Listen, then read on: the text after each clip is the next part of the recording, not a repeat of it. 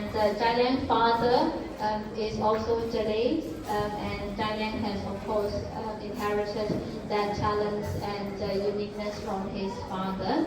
So without further ado, I would like to invite Jaliang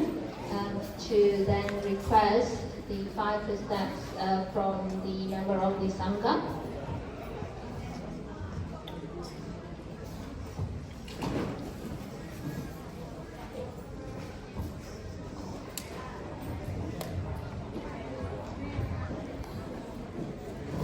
The administration of the 5 precepts would be by the Assistant Abbot of Wat Putara,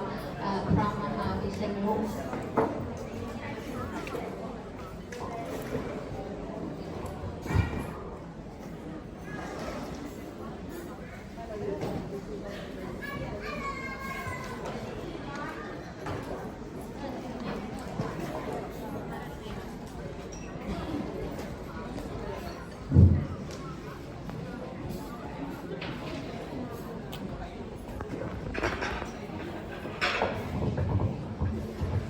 Please put your hand together and concentrate. พร้อมๆกันนะคะ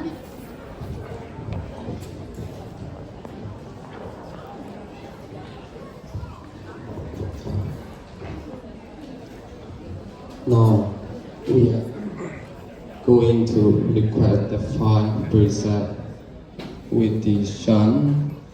traditional poetry, and at the end of the recitation we can say Sadhu at the time. Okasa, okasa, o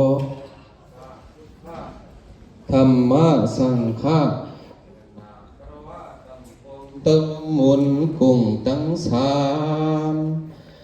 Nay Bí Cẩm Hà Văn Thị Sao Sì Đơn Sì Song Heng Sao Sì Bí Cầu Bốt Quả Bí Mở Tiên Ma Hao Ha Sự Tiên Tam Xoan Năm Lớn Hà Ma Yào Giang Hoa Oan Căn Trung Gián Ma Chu Tam Đi Tuấn Khu Miệt Mi Xin Xích Hà Tí nơ mương lôngอยู่เขเองลานเวงันห่างดีจื้อห้องออกสดที่มีวิหาระวัดว่าเจ้าเสาสร้างเอาว่าปืนเพการตราปืนเพการตราเจ้าอ้อมกาเป็นพี่น้องปีกูดีเนอโลกกำพากาสือพุทธภาษายำยุ่มไว้เสมอตั้งหลายมียังตั้งอันพี่น้องมันไทยใต้ลาวเจ้ากลาอินเดียนิโลบาคำเมนกาเป็นพุทธภาคือเขาคนเมืองยังตกคนเมืองวันตกยังพกกันมาเฮ็ดมาคู่เปี่ยมไว้ให้สืบสร้าง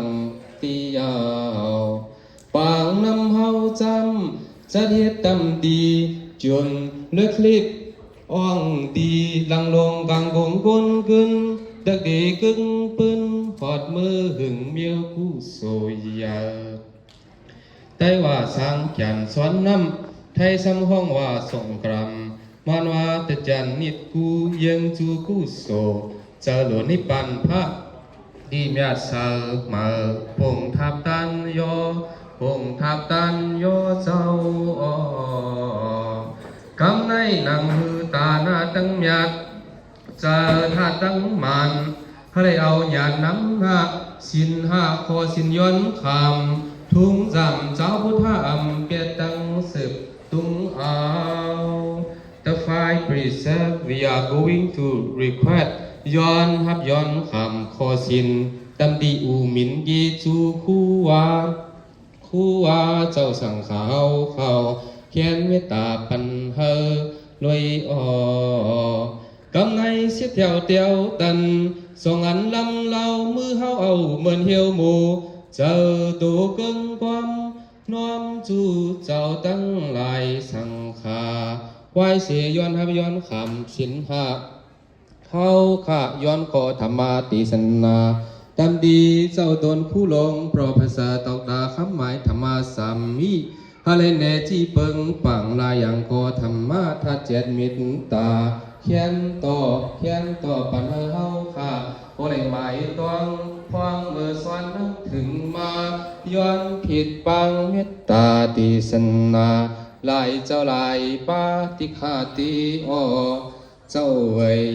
เจ้าหนอสาธุสา